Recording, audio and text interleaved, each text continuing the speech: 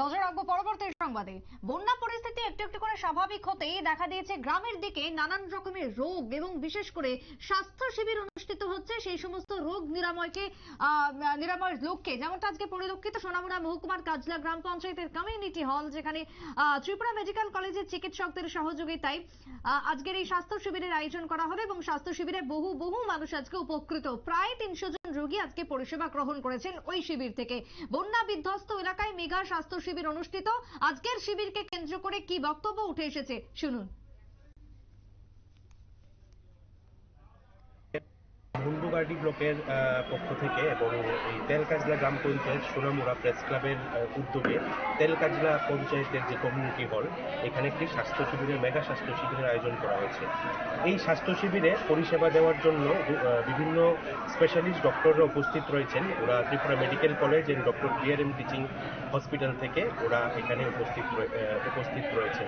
তাছাড়া এই শিবিরে সোনামুড়া প্রেস ক্লাবের পক্ষ থেকে যারা চিকিৎসা পরিষেবা নিতে আসছেন ওদেরকে দুধ, ফল এইসব ওরা দিচ্ছেন।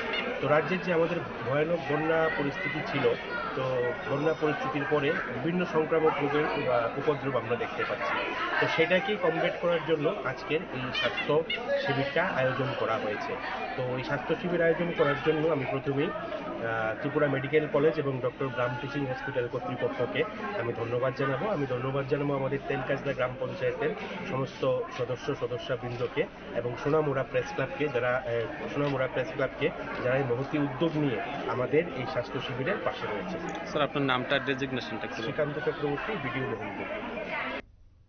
আপনারা শুনলেন বক্তব্য সংশ্লিষ্ট। তবে আজকে স্বাস্থ্য শিবিরকে কেন্দ্র করে ব্যাপক সারা পরিলক্ষিত।